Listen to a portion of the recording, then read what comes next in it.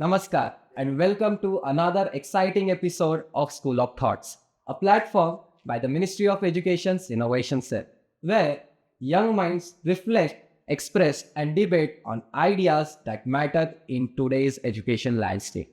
Hi, I am Mayur Borkar and I am here to witness and conduct a very relevant and important discussion on the ideal ways of evaluation, examinations versus qualitative assessment. Joining us in this episode, we have talented students from St. Anne's Convent School, Chandigarh, who will fight it out to establish their point of views on the topic of the day, where exams are the true measures of learning, or if there's a better, holistic way to assess students in today's dynamic world. So, we have Team Exam Buffs and Team Holistic who will debate on this topic. So, let's hear it out from them, starting with Team Holistic. Since generations, conventional examinations have been measuring a student's potential. These are basically numerical snapshots. And today, the question is that do they really measure a student's true potential? I argue they do not. The youth requires more advanced assessment systems. And there's this where qualitative assessments comes in place. This is a fundamental method that measures a student's true worth and caliber. These are the innovative methods that make learning fun, and therefore, I strongly believe that qualitative assessments are true ways to assess a student's true caliber. So, what would you like to have, Team Exam Buffs? I'd like to mention that with over 250 million students all across the schools in India, all from diverse social and economical backgrounds, exams ensure a common platform that provides standardization. Now, be it a student from a huge metropolitan city like Mumbai or from a small village in Uttar Pradesh, they all give the same exam and have equitable opportunities to showcase their talents and their ability to perform well. We have a great point for on regards of standardization from both of the teams. So, let's discuss about measurement of student knowledge. Team Holistic, you want to start with something? So basically, qualitative assessments are the ways in which a student learns and gets prepared for life. Tomorrow, when the life is going to take your exam, it won't be in a question answer form. Of course, it will be something out of syllabus. And it essentially requires the qualities like critical analysis, creativity, collaboration, empathy, and emotional stability. And this is what qualitative assessments teach. Exactly. So why should we judge someone on which the world will never win? In addition of providing theoretical knowledge, exams also teach us how to use our knowledge under pressure, critical thinking and problem solving skills which are needed in job interviews and in any profession we choose. Moreover, with the introduction of NEP 2020, exams no longer only test theoretical knowledge. NEP 2020, with its holistic assignments as well as competency based questions, ensures that students are tested both on a practical and a theoretical basis, covering a wide base and the entire syllabus in this format. Thus, the NEP ideas focus more onto qualitative assessment system, the idea of holistic progress report cards. They basically focus on the ideology of qualitative assessment. And moreover, if your exam has two higher order type questions, that doesn't mean that your system is holistic. NEP does not get rid of exams and focus on qualitative assessment. What it actually does is reforms the exams. There is still standardization. There is still a common platform for all the students to showcase their talents, one that equally judges them all. However, there are competency based questions regardless of that. Okay, so on the part of your competency-based questions, the CBSE has introduced under NEP has introduced competency-based questions into the theoretical examinations for some particular purpose, and that purpose was that theoretical examinations were not able to fulfill what true assessment needs, and this is what proves qualitative assessments more important. Qualitative assessments or anything is included into some conventional method when the conventional method fails in doing what purpose it was adopted to. So it simply now proves qualitative assessments better. Even if theoretical examinations did not cover all the bases, like I said, with the introduction of NEP, which has actually reformed this fact, right? So now it actually does cover indeed all of the bases. And moreover, with the introduction of NEP, we also have holistic assignments, which also reflect within the students' grades, and they also cover all of the things that you mentioned earlier, including empathy and decision making skills and time management and all of that. And also, if qualitative assessment was that good, like you feel, then why do top universities and colleges still rely on the traditional basis of exams to judge students? Exactly. The primary reason for that is standardization. Different students, all from diverse backgrounds, they give the same exam and they have equitable opportunities in order to score well. The equity is also ensured by the basis of the reservation system. You know, if you say, like Ayan said, that it is used in top universities, like it doesn't become ideal if it is used somewhere. Like slavery was also once used in some countries. Should we bring it back? And even if you consider exams to be a traditional method, then, my dear friend, many outdated trends have been changed in today's world.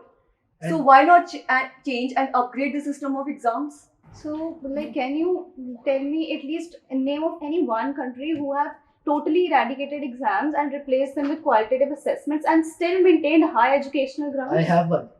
Like we cannot talk about exactly 100%, but a majority of like I'll give the example of Singapore.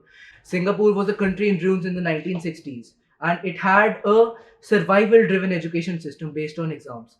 But now we know where the country is standing. It is the richest country in Singapore, and it has one of the highest literacy rates of the whole Asia and even the world. My That is dear- because it shifted from survival driven education to ability driven education. Singapore did not actually reform the examinations. Singapore only reformed the way of education.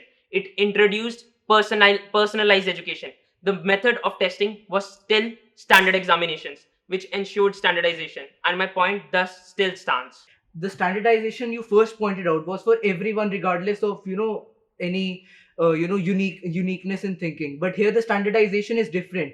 Now, if they are being personally taught, they'll be assessed on that also. So there the standardization doesn't come.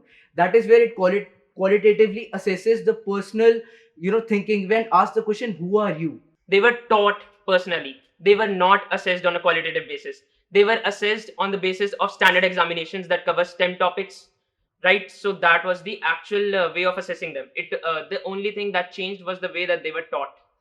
Even the qualitative assessments do not prove the theoretical exams or the written part totally wrong. Written part, including essays, portfolios, CBQs, is the major part of qualitative assessment that has been adopted in the theoretical examinations because they were not able to fulfill what their purpose was. So basically, you are going on the claim that your examinations have CBQ, have essays, and anything analytical part is basically you yourself proving wrong that your theoretical exams were not able to fulfill what they were supposed to. But exams were not fully eradicated, right? Eradicated. And why not? Because we need exams. The Why do format- you think that qualitative assessment is not being fully introduced, and why are exams not being fully eradicated? Because we need exams again. Such things there to for the betterment of the examination. The stand still is there that examination is the best way to assess a student. Standardization is not the only concept. Another thing that exams cover much better than qualitative assessment is a wide, broad syllabus. Now, within qualitative assessments, you can only test so much. However, examinations cover a wide basis and actually test the students on all of the material. Examinations were not totally eradicated because memorization capability was one of the skills that a person requires in his life. So to keep that capability in a person, we do require some memorization capabilities, which can only be kept through theoretical questions, which are small part of the today's education system. That is why still qualitative assessment is introduced. And also you said that it can only test so much. So if that so much is also will have a greater chance of giving success to the person who is assessing. So isn't that better on rather than just checking assessing the person based on a whole broad topic which he might not even need? On what basis do you conclude that specific portion will be what the person needs later in his life? Because qualitative assessments rarely teach what is needed. When tomorrow in life you come under pressure or you face any problem, you won't be doing algebra and finding the values of x. Okay, what you'll be needing is your empathy, your decision making skills, your capability to work under stress, coping it up and removing it. And your examinations, what they do, they normalize working under stress, under pressure. The point is not to teach the students to work under them. The point is to teach the students how to eradicate them from their life. They can So- learn how to eradicate that by facing it. In qualitative assessment, they're not facing stress at all. In examination, level by level, stress is increasing. They're learning how to deal with it and they're learning how to eradicate it completely. You are saying that teaching a child, a 14-year-old, to memorize 200 pages overnight, stress management. No, I don't think so. Real stress management is giving a student on the spot a topic and saying him to speak in front of whole of the class. Public speaking pressure, like we are having it right now. That is what comes under qualitative assessment. And that is the way that a student will know how to manage stress in a better way for real life situations and not just theoretical examinations. To add on, my friend, if you remember, the European education system, that is the conventional education system we are using in India right now, and this is not even being used in Europe anymore. That was because that time the Britishers were colonizing India. They wanted workers and not leaders. And this is what the examinations and the conventional education system is doing. They are preparing workers who know how to do the labor work, who know how to do hard work, but they lack smart working. And that's why we are lacking the entrepreneur mind, the leader mind, the mind that could go in front of people, speak and make a stand for themselves. For a reason, when an Indian child is stood up, he or she faces a lot in putting their stands globally. And this is what needs to be changed in India. The example that you gave for Europe is actually fundamentally flawed. What actually happens in Europe is that there are still standard examinations, at least at the national or the state or the province level, despite personalized education. And as for your example, the 200 pages in one night memorization, that is also fundamentally flawed, since memorizing 200 pages within one night is just not the way you should do it. Consistent learning is essential, and not just for theoretical examinations, for traditional examinations. It is also essential for your so-called qualitative assessments. So I think instead of changing examinations, the way of teaching should be changed to help students cope up with the stress. And exactly that is being done through the NEP 2020 policy. Your way of teaching would only be changed when your way of assessing would be changed. You yourself are proving yourself wrong. So that No, means I'm, that we need betterment of examination. We don't have to eradicate it. That's what NEP 2020 is doing. It's making the examinations better. Examination is still the best way to assess. NEP 2020 does not only cover competency-based questions, it also includes holistic assignments at the school level, within the classes, and that includes all of the benefits that you just talked about.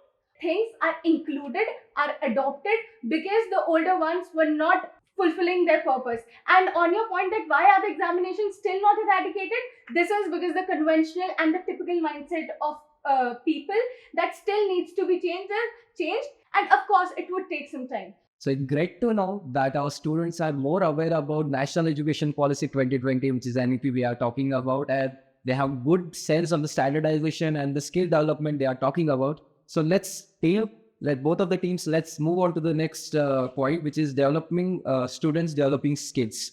This itself is a very major topic covered by the qualitative assessments. Let me begin with an instance, okay? As we all are discussing NEP very majorly, so under NEP, the books of 7th and 8th standard are changed, okay? And in one of the science topic of class 7, adolescence has been introduced, which was earlier introduced in very later classes, right?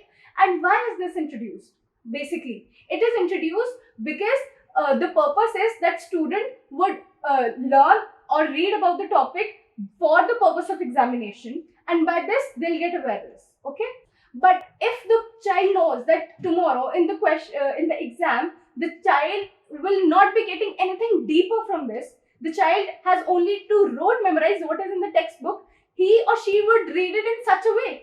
And what is the purpose of that? We needed the child to get awareness by understanding what is the why, what is the how, what is the need of education, right? See, Like that's how exactly what you said, that we are integrating case-based questions, application-based questions. That's the way it's making sure that students will learn the concepts, will understand the The concepts. education My friend, policies. when the concepts would be asked, when the concepts would be deeply taught, only then the child would understand. Now, today the conventional examinations, what they do, they basically ask the student to rote memorize what is written in the textbook.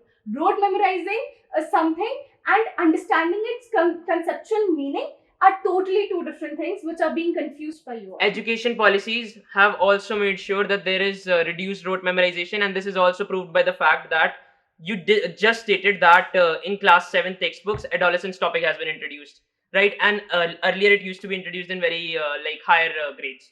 However, this is not true, since due to the education policies it was also introduced in class 8 just a few years back. Moreover, we do not need to half-heartedly complete any one part like practical knowledge or theoretical knowledge. So we can actually theoretical knowledge within India is actually covered within the school level, along with some practical knowledge through the holistic assignments. However, the rest of the practical knowledge is actually given to the students, especially when they once clear all the theoretical exams like NEET.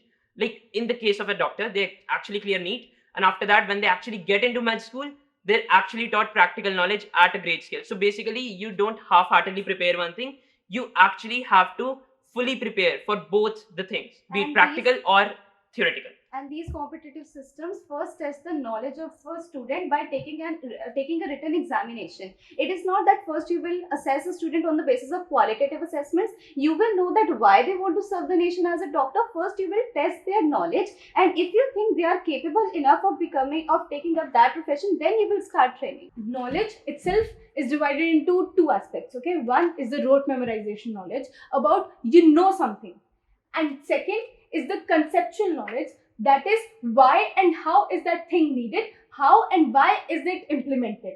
Okay, and this what differs in both the way of assessing them. Your theoretical exams are basically testing what the person knows, okay, and what he or she is writing can be cheated and written, right? But when a student would be sitting in an interview, when he or she would be filling a portfolio, he or she first of all cannot cheat, okay, because it's going to be one-on-one. Second, his or her real perception, real point of view would come out, and it will be easier for every one of us to know that what the youth really believes, and not just going one after one. As I said, that we need leaders who come up with their own views and not the mere workers who are going one behind one like cattle in the herd. You talked about cheating, but let me remind you, during the pandemic, many institutions started using portfolios and project works as a better way of assessing the students. Like you say that qualitative assessments are better, but let me remind you, during that time, reports of plagiarism and ghostwriting soared.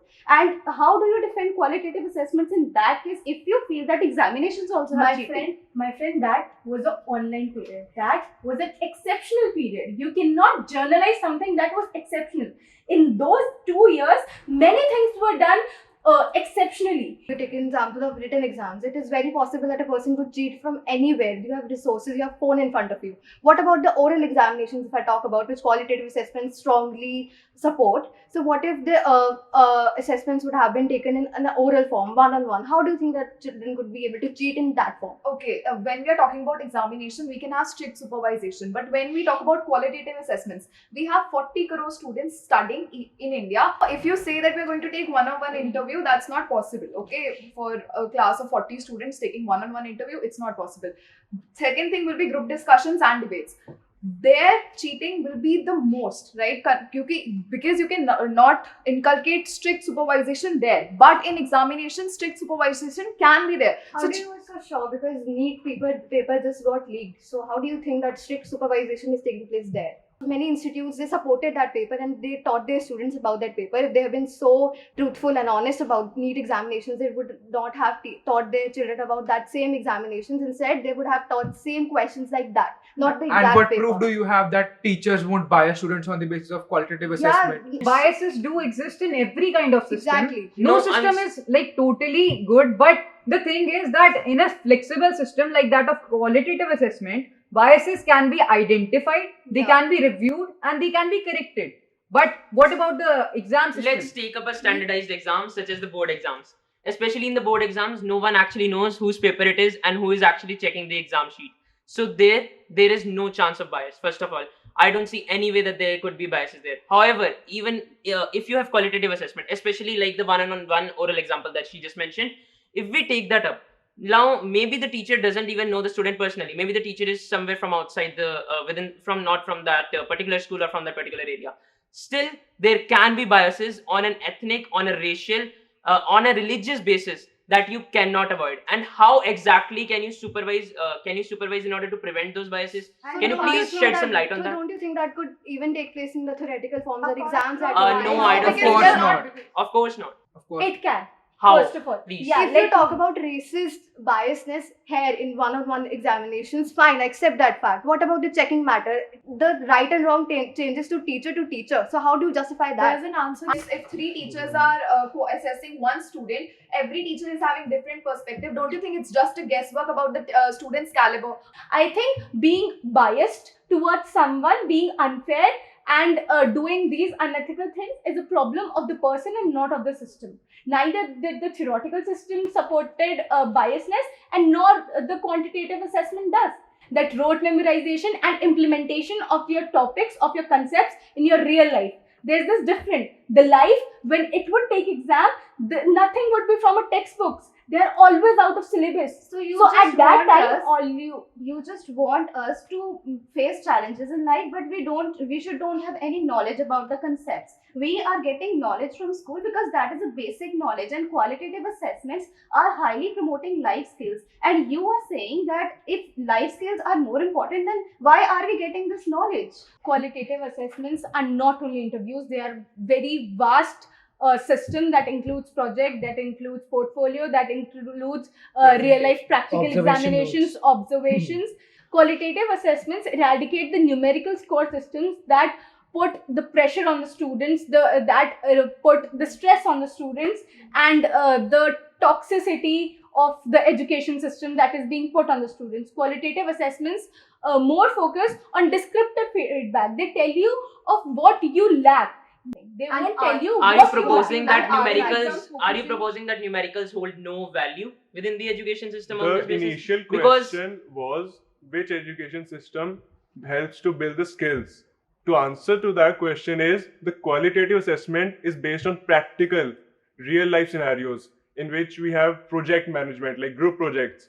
Like these help to build the major skills that we need in life, like decision making and coordination with our partners, which are lacking in the theoretical question in which you write the answers. So what guarantee do you have that in a group of 6 only one person will do the work and the rest 5 won't? Because Moreover, if those you will take be up observed.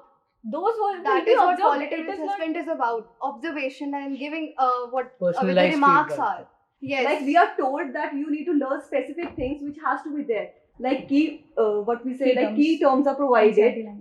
In boards you say, so there also we need to memorize, we need to learn those specific things. Why not a person writing in his own words get the same marks as, but the person who has written it exactly in the bookish language? I see, but key terms are actually necessary. If you actually involve yourself within academia, these key terms are very important when you actually publish research papers. And these research papers need this standardized language so that everyone all over the world can actually understand them and can actually learn from them.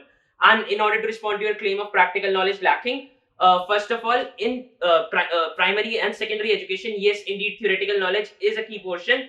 There is still like some practical knowledge due to the integration of NEP 2020, but in tertiary education, the major component is tertiary education along with standardized exams. But a Just the child, we basic never knowledge. said to eradicate exams fully Yeah. and wholly. We never raised that that's point. why We So need to that strive a is- balance Exactly. between exams and qualitative assessments. I'll give you the example of the standard admissions test, which is the SAT exam. Now, how do they, like, it is an exam which inducts students into foreign universities, like, for example, Harvard, MIT, and all. So, how do they assess the student? First, they take an SAT exam, which is out of 1600 marks, which assesses the student's theoretical knowledge, memorization skills, etc. Then, it requires personal essays, teacher recommendation letters, which assess how that person really is. So that is what we are actually promoting for, that these kind of systems need to be there more because they strive a balance. We have seen their integration within the Indian universities as well, with the introduction of extra marks for sports and other extracurricular activities. More of these other ways to assess students are also being integrated into college admissions slowly with new policies. But that is the point. That is what our verbatim is, that we need to strive a balance so that we can test what examination is good at, but also we shall not ignore what qualitative assessment also assesses in a student. We talk about standardization, and you think it's a level playing field for everyone. But do you know that not everyone starts at the same point? It is not a race, it is a climb where someone might be halfway up to the mountain and someone might be just on the footsteps trying to we climb. need to make So that where standardization does not help. So basically, yes, it is true that students may belong to different social and economical backgrounds. However, reservations He did make not up for refer that to the and ensure reservation. equity. He referred to the mental ability of a person. He Every did not person refer has to a the unique gender. thinking capability. That are is the just going diversity on I'm that talking topic. about. We discussed about the skill set and the bias and unbiased, both of the things. So let's move to the other topic, other aspect, which is motivation and discipline. Would you like to start about this thing? So examination is the one that inculcates motivation and discipline, because we have a particular goal that we need to achieve, and for achieving that goal we need discipline, and that goal is something that is motivating us, And whereas not- in qualitative assessment it's not there. And in order to achieve that goal, is completely in order to not there. achieve that goal, we actually have quantifiable feedback in the form of marks. Qualitative assessments do not provide quantifiable feedback. You can only have vague feedback, and that is a fundamental problem in with the qualitative replacement assessments of your marks, we have feedbacks that are much more better. that are not quantifiable. Do you think that these kinds of debate are not happening by the government? The government itself works for the future of their youth. The government wants the country to scale the heights. Is everyone in our school or in our locality getting the chance to get this debate?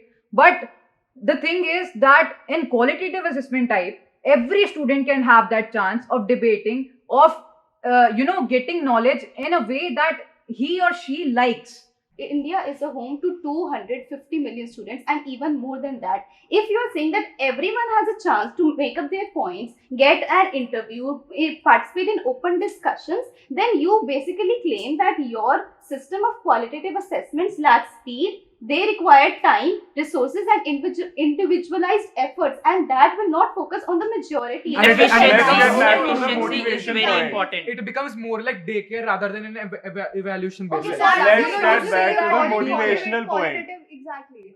Qualitative assessment is not about daycare, if you think. It concludes many different points, like different assessments and different skills and different.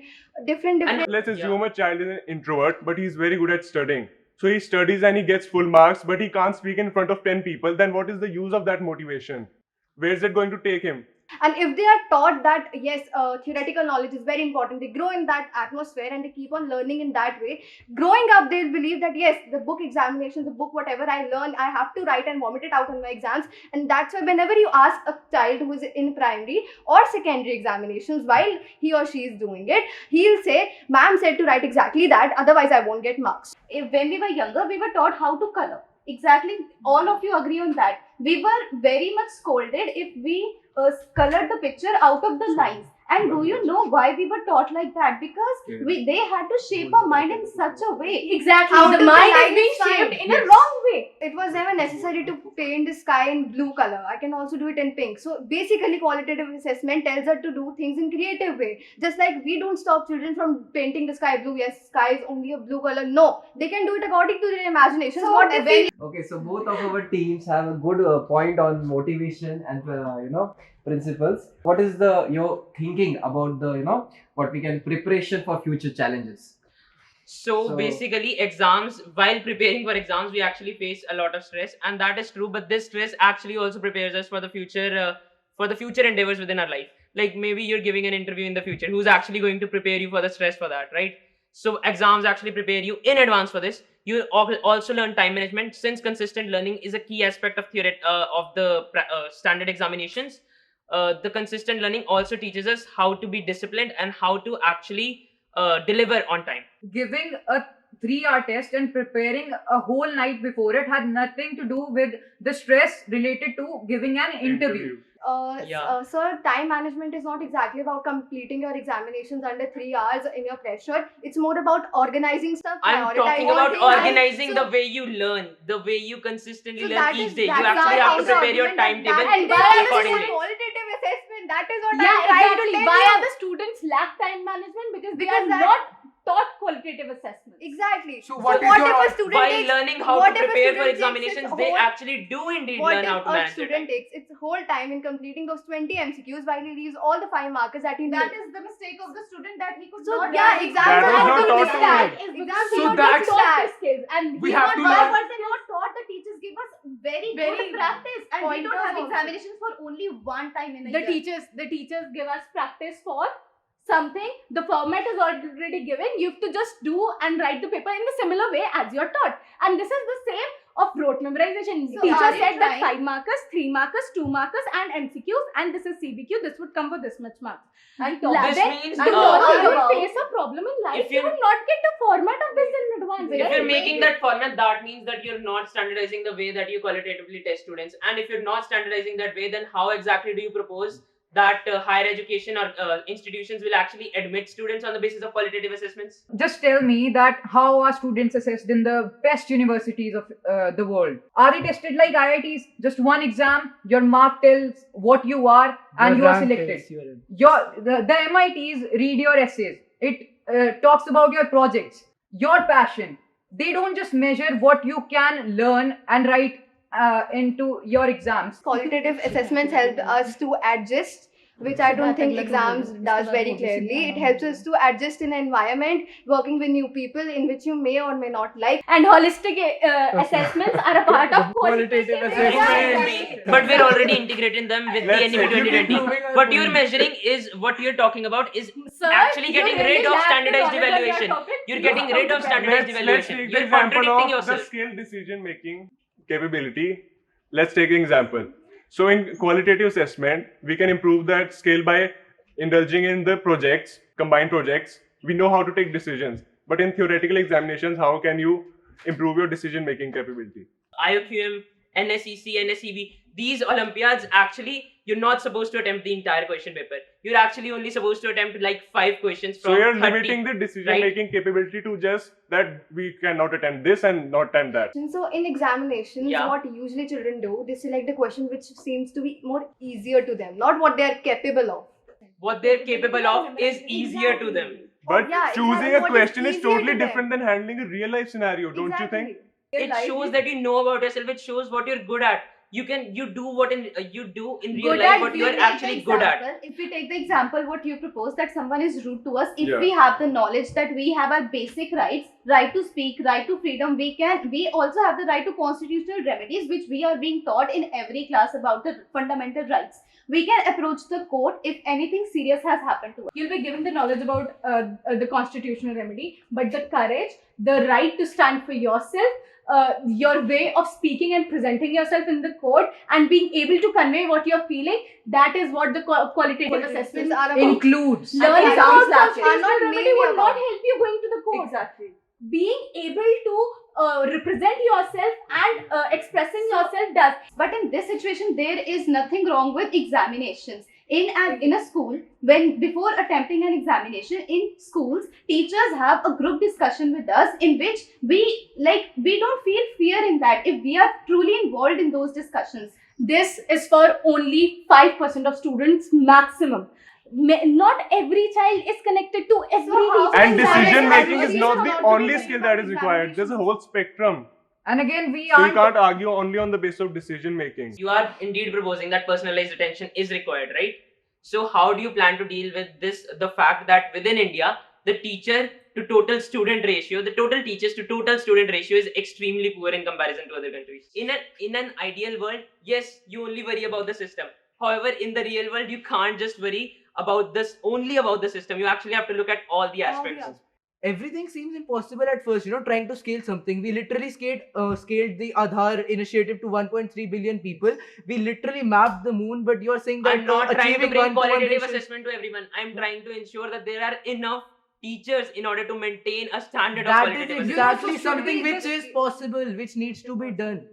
The kind of So system how we are you going to do it if it needs to be done? You are talking about practicality, right? So, was launching Chandrayaan for a developing nation like India practical? No, but we did it. And that is how we are going to do it. But we You used know, an action plan, right? So what is your action plan? APJ Abdul Kalam's first missile, was that practical? But no, we did it. What you know, is the your population, action the plan? population of India is never to be used as an excuse. It's a reason. If this system of this kind of exams can reach those 1.5 billion people, then even a system like qualitative assessment can as well do it. I guess we already have a good discussion about the future challenges. What do you think? Like which system, have a clear feedback? Guys, you want to start? Yeah, of course. Qualitative assessments, they do not give a numerical value and they give a descriptive feedback. Okay, and this being one of the major thing, I can tell that numerical score, you lacking in marks, would tell the student that he or she is lacking in something. They would not tell where is he or she lacking. Papers are shown. Descriptive feedbacks would tell that they lack cooperation, they lack decision making, they lack creativity or anything. Your showing papers to the students, as you said, it would not tell it would tell the student that which topic he or she had not prepared well. It would not tell that he or she lacked analytical thinking or lacked collaboration with people, because exam you have to write individually and not in a teamwork. First of all, what you are actually providing, the feedback you're providing is not quantifiable and is biased, and it can change depending upon the teacher to teacher. Again, coming on your point, Let me finish. exactly. Let me finish. The feedback we are providing is actually quantifiable. And before you actually approach the final examinations, let's just say the board, you're actually shown the papers for your previous attempts, and these papers actually do in fact show the specific question that you went wrong, that was attempted in a wrong manner, and it shows the specific part where you went wrong. No, And that specific part actually, if you can actually analyze on the basis of that specific portion where you went wrong, what is actually the fault, what you're actually missing. And those quantifiable numbers that you're getting, they help you understand where you stand. These How quantifiable exactly? results. Please justify how. I am being Going being back a to- student, good in SST, good in science, good in English, good in Hindi, and the topper in all these subjects, but lacking in maths, and getting 0.5 marks less than the one who has topped, Going- and the same person who has failed in all these subjects, would it prove me less than that person? No, Just- but It you're would just not. not here- prove you less than that person, that you're And as a if you- whole worse than that person. It would reveal that your capability to perform well in specifically just maths in that specific section is actually worse than that specific Just person. Kirat, going You back to your want- bias you- point, Yes. the main aim of qualitative assessment was the improvement of oneself. It's not about showing the world that I'm better than all my classmates. So if a teacher does bias, like does the bias decisions, like it's the loss of the student, and the teacher will never actually do that in real life. Like, what's the use of having a biased decision? you are saying that a number defines a person, and number is. I'm not saying it defines a complete person. I'm saying it defines their capability to perform well in that specific subject. Yeah, so let me give you an example. That a person studying 12 years in English gets 96 marks in English in his particular board exam, English exam, but he's not able to speak English. That may be not the case for us, but at least it is for a wide majority of students in India. What would you tell about that? If a person has communication skills, he can speak very well, then that is only possible if you have a basic knowledge. If you are lacking the basic things, how The to basic form a grammar, the sentence, basic vocabulary, Just and the let basic your pronunciation. own fellow Yes, mates I'm speak only adding to That her is point. not entirely Please do not true. worry about that. I'm only adding. Most of the American, like the public speakers and the host of the most top of the shows, like Steve Harvey, they never received a quality education, yet they are the best. It is their Speakers. it is their native Anchors. language. Of course, they're good at speaking English. So let's say for Hindi, in India, let's say Hindi, a person who does not lack the vocabulary, the matras and everything, but he speaks very fluent Hindi. So he's a good at communication, but he might not be good at writing that. So examinations make you do that. Na? They teach you a lot of things. They give you practice. When you were younger, you had a book in which you have to first trace, and then based on what you have learned by that tracing, you have to form your own matras and the way you write in Hindi. This- So that will be checked in But an your examination. point was that a person cannot be a good communication speaker unless he knows the basics of the language. Yeah, But yes, yet a that's person the who point. has not studied Hindi, he does not know how to write the alphabets, can be a good Hindi speaker. The thing is that there is no need to build a base so deep that it doesn't even connect the structure above it. So, like, you know, learning about why are we taught all of these languages in such a way that we have to study them, root memorize them till 12 years. You And- don't have to You do not rote You memorize never languages. memorize languages. We don't memorize. We don't memorize. If a person asks you this question in any point of your What are your time, chapters you have doing to then? just- You What are your chapters you doing? memorize. Then You need to You you need to memorize- memorize the story in order Yes. to answer the question. You need to Yeah. memorize If you the don't know the story, if you don't know what the king said to the snake, how would you answer it? you in the memorize exam? the So meaning that of the is- story. that Do is not memorize the words that of the is story. what- Please do not change the facts. The So point please is that we are mention talking about life skills. Most of the communication in our life is verbal, but we are mostly taught about writing. That is the thing that we want to focus in qualitative assessment. Even before the introduction of NEP 2020, reading, communication skills, and everything was still covered in classes. You were not evaluated onto that. You were evaluated onto that, as you said, the Let board me mark remind you. answer sheet. We have an examination of 80 marks, and the other 20 marks are what we do in a class. 20 marks. You said that yourself. 20 marks. And that also, if you say about biases, it can be biased by the teacher. If your teacher likes you, she may give you 20 marks. But if she doesn't, it will give you 10 marks. Qualitative assessments aren't rule book bound.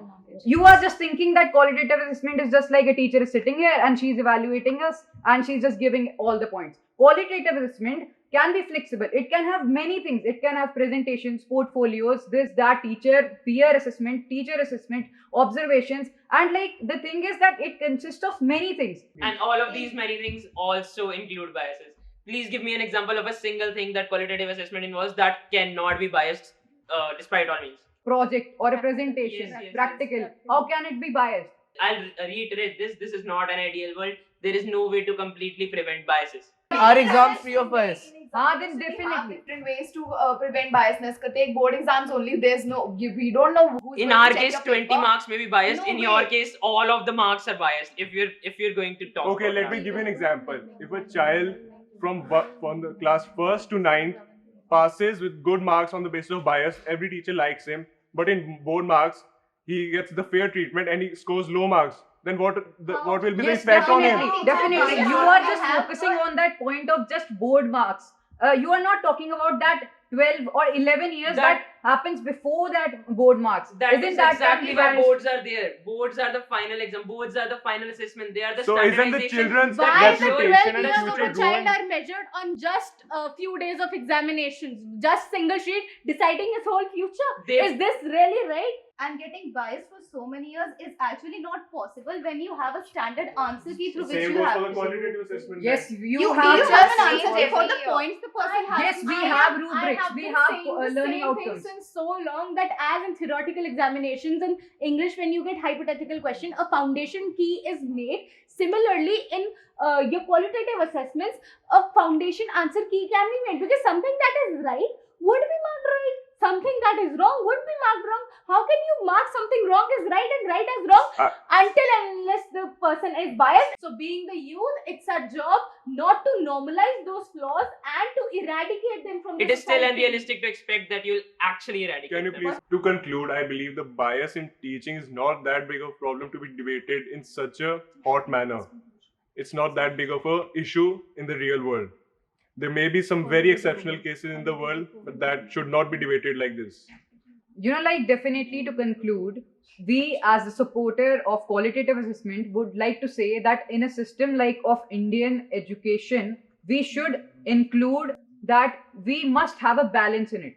Definitely, the ideal way is the hybrid system. 50% of examination, the format as per NEP has been told that the 50% will be competency. So a balance has been made, and this is being adopted in many parts of the country. And in conclusion, I would like to say that if you're talking about balance, still if like some people want only qualitative assessments to be the main criteria for assessment, then it would be like judging a marathon race based on the based on the style of the walkers instead of seeing who reached the finish line first. So definitely a balance is very important, and to address that, it is being adopted. So there's no mistake of either of the systems. And this balance actually desires a standardized evaluation at the end which is not a key concept of your system. And this is why I believe that our ideas, our concepts are actually the true system that India as a country needs.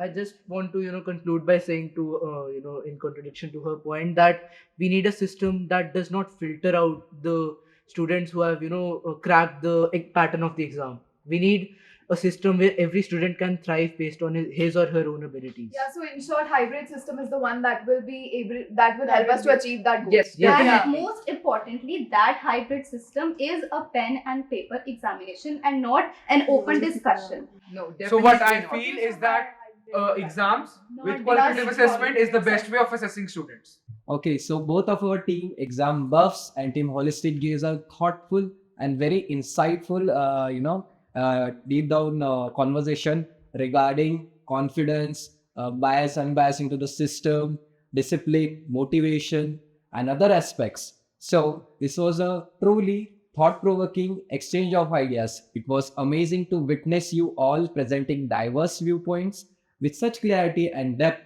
I think we can safely conclude that assessment should not just test memory, but encourage creativity, critical thinking, and growth.